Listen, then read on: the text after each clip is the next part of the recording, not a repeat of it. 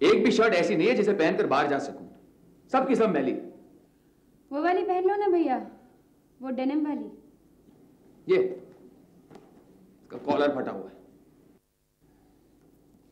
Sorry भैया, exam की tension में नहीं याद रहे तुम्हारे मेले कपड़े। रचना, मेरे कपड़े धोबी को देने ये याद रखते हुए तुम्हें तुम्हारे एग्जाम का प्रेशर याद आता है, और जब मैं तुमसे कहता हूं कि चलो पूजा के घर चले, तब तुम्हें एग्जामिनेशन का टेंशन हो जाता है।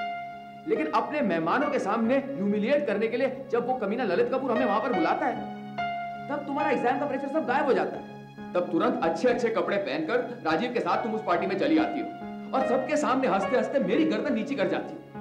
तुम कमाल हो रचना। अरे क्यों डांट रहा है उसे? उसकी एग्जाम से उसे पढ़ने दे। पढ़ाई के लिए तो डांट रहा है माँ, है ना भैया? तो तू पढ़ाई के लिए डांट रहा था? अरे अरे सब मैंने कपड़े यहाँ कहाँ पटक के गया? नाक के नोक पे होता है इसका गुस्सा। मैंने बाथरूम में बास्केट रखा है मैंने कपड़ों के लिए, फिर भी पता नहीं कब सुधरेगा इसे मेरा। कल रात को जो कुछ भी हुआ उसके लिए मैं माफी मांगती हूँ। पूजा, कल रात को जो कुछ भी हुआ उसके बारे में मैं कुछ भी सुनना नहीं चाहता, ये तुम अच्छी तरह से जानती हो। हाँ मगर मेरी बात तो सुनो। पर क्या? पर क्या पूजा? जब तुम जानती हो कि मुझे ऐसी फालतू बातें पसंद नहीं है तो क्यों छेड़ती हो ऐसी बातें? तो कल रात तुम्हारे जीजा जी मेरे एक छोटे से बहाने को पकड़कर उन्होंने इतना बड़ा नाटक खड़ा कर दिया। हाँ? अरे रचना और राजीव को भी वहां बुला दिया। क्या साबित करना चाहते थे वो? यही कि इस दुनिया में इकलौते हरिश्चंद्र के अवतार वो खुद है। ठीक है यार, हम झूठ बोलते हैं हम झूठ। पग पग पर हमारी मजबूरियां हमसे झूठ बुलवाती हैं। वो क्या साबित करना चाहते थे? कि वो अमीर है, हम गरीब हैं, हम उनके सामने कुछ नहीं। हाँ ठीक है, मैं मानता हूँ अपने देश में शरणार्थी है। अग्नि, ऐसी बात नहीं है। Please Pooja, I don't want to discuss this right now. मगर इसमें मेरी क्या गलती है? देखो, तुम कोई और बात नहीं कर सकती। ये क्या? ये वो कॉलेज मैगजीन के लिए मैंने आर्टिकल लिखा था, कश्मीर का ज्वालामुखी। मैंने सोचा मैं तुम्हें बता दूं।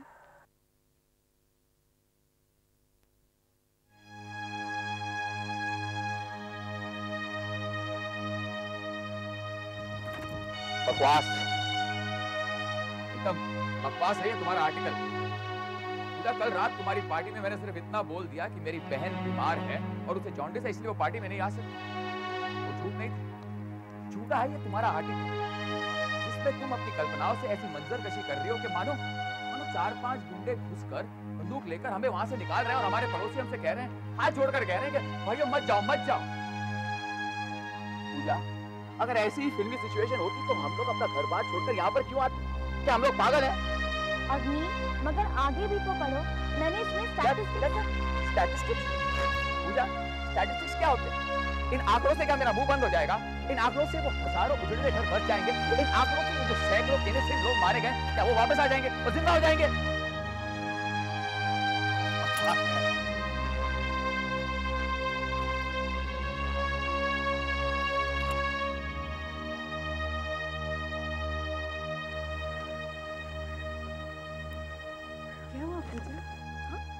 क्या हुआ? What happened? कुछ भी तो नहीं।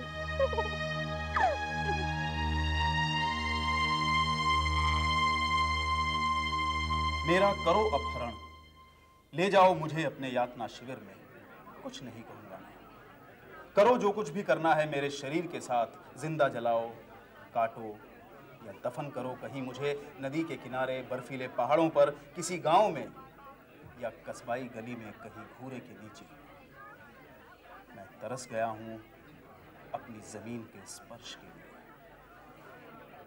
यार शिखर, अगर मेरे बस में होता ना तो मैं तो इस कविता के लिए तुझे पद्मश्री दे देता।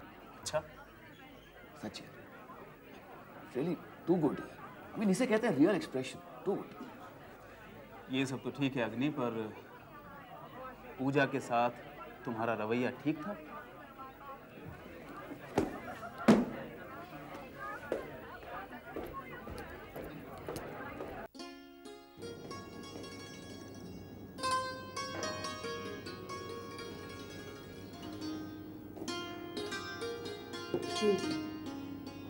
ये क्या, अभी खाना खाया है और इमीडिएटली चाय? चाय नहीं कहवा है। एक ही तो बात है।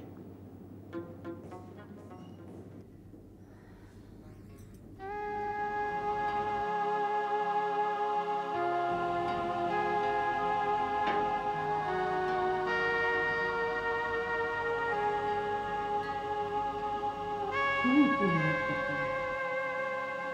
मेहनत तो करनी चाहिए सावित्री। बरसों से एक पेड़ जो जमीन पर खड़ा था उसे वहां से उखाड़ा है लोगों ने। अब यहाँ नई जमीन, नई हवा, असली जड़ें तो छूट गई वहीं अब्बा कदल की गली में। अब मेहनत से ही खड़ा करना पड़ेगा उस पेड़ को यहाँ। जड़ें तो छूट गई पीछे। क्यों? हमारा कपिल, राजीव, रचना, अग्नि, ये सब क्या है? ये हमारी जड़ें नहीं है? नहीं सावित्री, घर की ही बात कहती हो तो ये सब तो इस पेड़ पर बैठे पंछी हैं। असल पेड़ तो तू है सावित्री। ये बच्चे तो तेरी डालियों पर बैठे इधर उधर फुदकते पंछी हैं। जाने कौन कब उड़ जाए। जो भी उड़ के जाएगा देखना अपने आप ही शाम तक घोंसले में लौटा है। एक बात बोलूं सावित्री, ये घर मेरी मेहनत से नहीं तुम्हारे इसी विश्वास पर टिका है। देखो पूजा, तुम मानो या न मानो, ज्यादातर घरों में आखिर में बात आदमी की मानी जाती है। आदमी की नहीं रचना, मर्द। फिर वो भले भाई हो, दोस्त हो, रिश्तेदार हो, अगर वो मर्द है ना तो उसकी ओपिनियन जल्दी हल हो जाती है। मगर हम औरतों को इतना भी अधिकार नहीं होता कि हम अपने जीवन साथी को खुद चुने। That's not fair. कहाँ, आजकल तो सब घरों में लड़कियों से उनकी ओपिनियन पूछी जाती है। पूछा जाता है तुम्हें क्या अच्छा लगता है, तुम्हें क्या नहीं अच्छा लगता। रियली? हाँ, कम से कम वेल एजुकेटेड फैमिलीज में ये होता है। रचना, पूछते हैं, सिर्फ पूछते हैं, मगर उनके पूछने में ना कि ये बात छुपी होती है कि देखो हम तुम्हें पूछ तो रहे हैं मगर इसका ये मतलब नहीं होता कि तुम्हें रिफ्यूज करने का अधिकार हो। बस इसलिए हमारे इशारे को समझ जाओ, हाँ में हाँ मिलाओ और शादी कर लो। मगर दुनिया वालों को ये पता चले कि देखो भाई, पढ़े लिखे घराने में लड़कियों को कितनी आजादी दी जा रही है। सब जगह वैसा नहीं होता पूजा। रचना, 99.9 घरों में यही होता है। और जिन 0.1 घरों में ये नहीं होता, कम से कम तुम तो उनमें से हो। You have your sense of choice and freedom, don't you? और तुम अपने आप को कहाँ पाती हो रचना? मैं? हमारे घर में चाहते तो सब यही हैं। माँ, बाबा सब। लेकिन मालूम है, कभी-कभी अग्नि भैया का रिएक्शन इतना स्ट्रांग होता है कि बात का रुख ही बदल जाता है।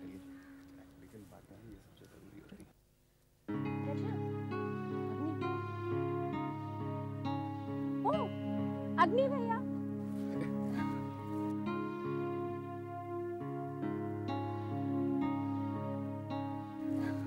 हम लोग यहाँ ऐसे ही टहल रहे थे। अच्छा, क्या बातें हो रही थी? कुछ नहीं सर, हम तो बस यूं ही कह रहे थे कि आखिर में सोसाइटी में तो मर्दों की ही चलती है। मेल डोमिनेटेड मामला है ना सारा। ऑब्वियसली। ये शेखर, ये सारे इंटेलेक्चुअल चोचले हैं, वरना आजकल ऐसा थोड़ी होता है। अरे लड़के पढ़ते हैं, लड़कियां पढ़ती हैं, सबको अपना अपना काम चुनने की छूट है। और पार्टनर चुनने की? अब पार्टनर्स का क्या चुनो? अरे कौन रोकता है, कौन टोकता है? हो सकता है पूजा को कोई ना टोके, पर अगर रचना कभी अपनी पसंद का पार्टनर चुनना चाहे तो क्या इसे वो छूट मिलेगी जो पूजा को है, तुझे है या मुझे? तो क्यों नहीं मिलेगी? एक बार ये तय कर ले तो मैं तेरी बात नहीं कर रहा हूँ, घर वालों की बात कर रहा हूँ। और अगर घर वालों ने अलाउ नहीं किया तो? अगर घर वालों ने मना किया तो रचना के लिए मैं लड़ूंगा।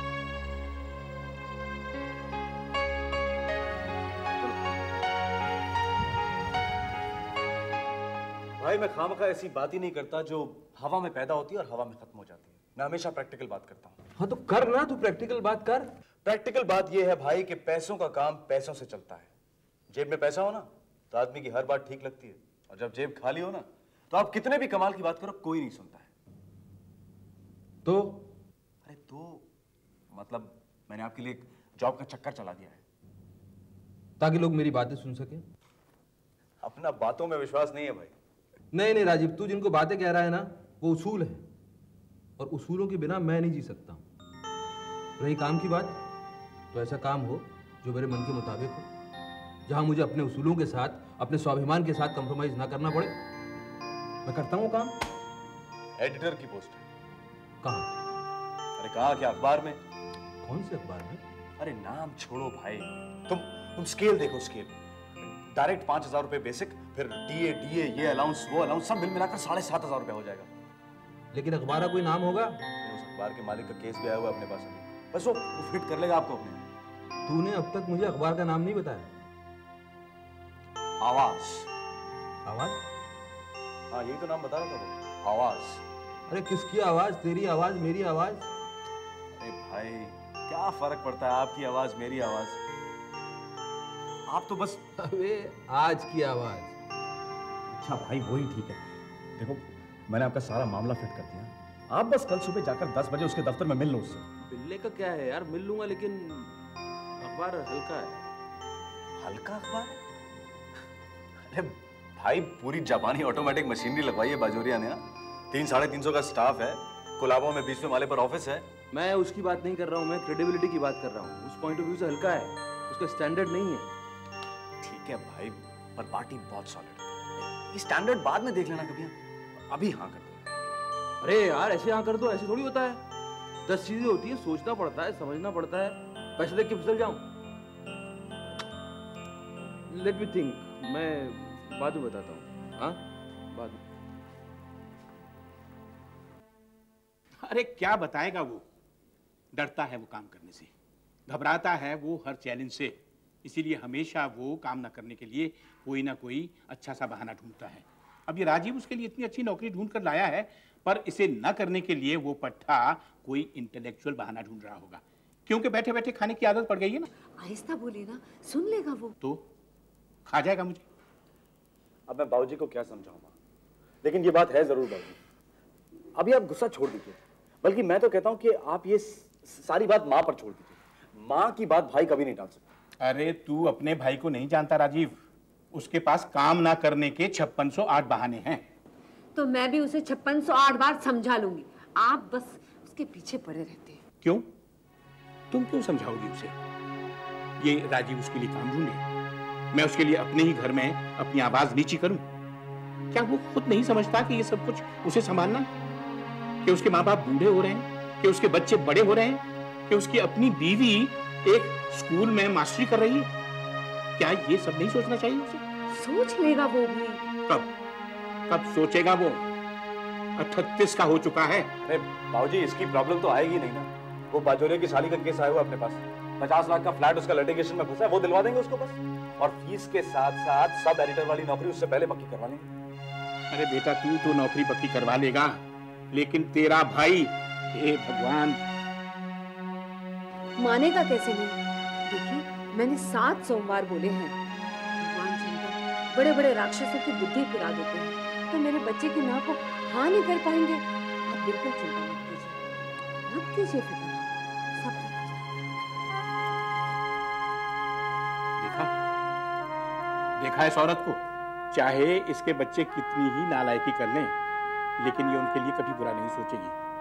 वो उल्लू के पट्टे चाहे कितना ही उल्टा सीधा कर लें, लेकिन ये उनको कभी कुछ नहीं कहेगी, बस अपने शंकर जी से कहेगी, नालायकी करो तुम लोग, और रात रात भर जाकर माला जपे बेचारी माँ। बाबूजी अब अगर माँ को माला फेरना अच्छा लगता है तो फेरने दीजिए ना उसे, आप तो बस वो बाजोरिया को एक फोन कर दीजिए। वो आपको बहुत मानता है बाबूजी, बहुत मानता है वो आपको, शायद आपकी कंपनी ने पिछले साल उसकी प्रेस के लिए 80 लाख का लोन पास किया था। अच्छा, मेरे ध्यान में तो नहीं आया। अब आप तो कुछ ध्यान रखते नहीं है ना, आप तो बस प्रिंसिपल्स पर लोन सैंक्शन कर देते। अगर वो किसी दूसरी जगह से लोन लेता ना बाबूजी, तो पास करवाने वाले को 1% तो उसे खिलाना ही पड़ता। हाथ का दूंगा एक, मुझसे पैसे खाने की बात करता है। जी मैं तो सिर्फ आपसे फोन करने के लिए कह रहा था, अब देखिए ना बात भी पक्की हो जाएगी और हो सकता है कि भाई को बेटर ग्रेड मिल जाए। तू कहता है तो कर दूंगा फोन। कर दूंगा क्यों बाबूजी, अभी कर दीजिए ना, वो घर पर ही होगा। हाँ, पर वो उसके नंबर तो मेरी ऑफिस वाली डायरी में है। अरे फोन मैं लगा कर देता हूँ ना बाबूजी आपको।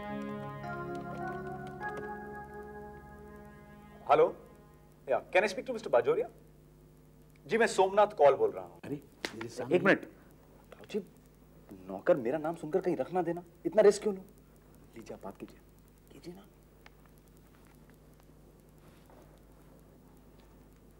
हेलो, मिस्टर बजोरिया बोल रहे हैं?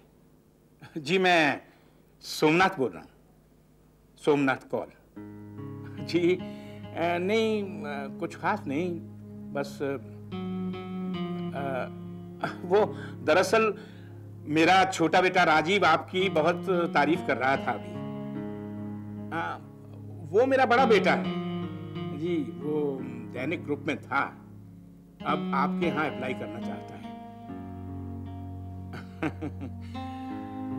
हाँ, कुछ हो सके तो कपिल, कपिल कौल नाम है उसका। जी थैंक यू। अच्छा नमस्कार। अब काम हो जाएगा बाबूजी, आप देखना। अब बाकी सब मैं फॉलो अप कर लूंगा, देखिएगा मैं करता हूँ।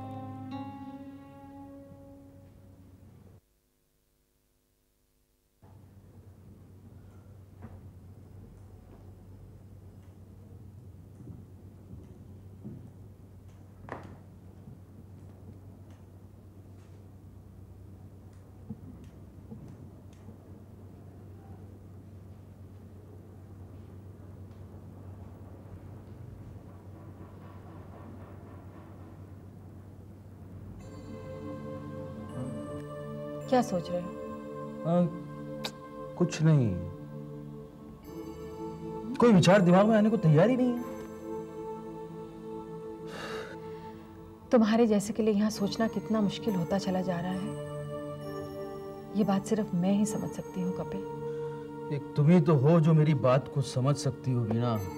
उस राजीव को देखो, उसके लिए अखबार से ज्यादा इंपॉर्टेंट है उसकी सैलरी। काम के सुख से ज्यादा बड़ा समझता है वो सोशल स्टेटस को, और वो यकीन करता है इस अप्रोच पर, वो सक्सेसफुल है।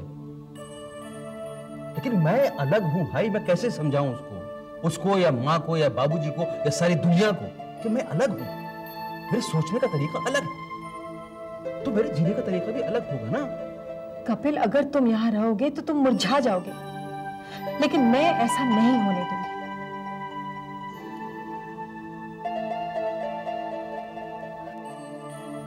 हमें कोई भी अपनी जिंदगी को अपने तरीके से जीने से नहीं रोक सकता है।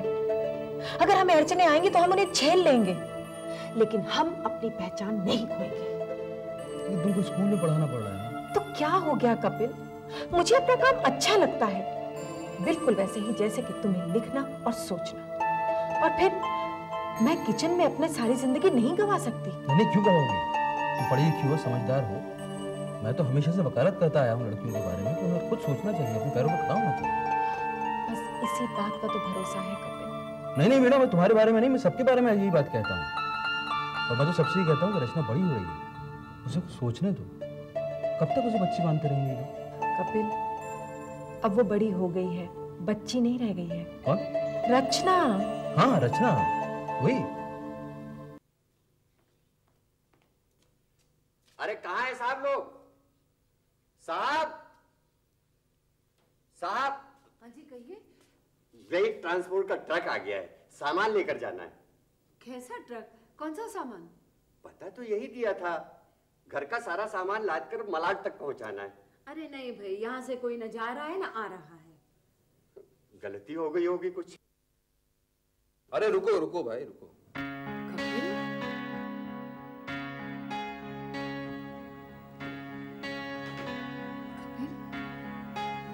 बाबूजी बड़ा अच्छा फ्लैट मिल रहा है मलाड में, बड़ा सस्ता है, तो मैंने सोचा कि मैं क्यों बेकार में बोझ बना रहूंगा। बाबूजी तू अलग से मकान लेके रहेगा? तो इसमें बुराई क्या है बाबूजी? क्यों माजी, क्या बुराई है इसमें? बुराई तो कोई नहीं है, पर साहब देर हो रही है। अरे हाँ भाई आ रहे हैं। चलो कपिल बुला रहा है। चलो।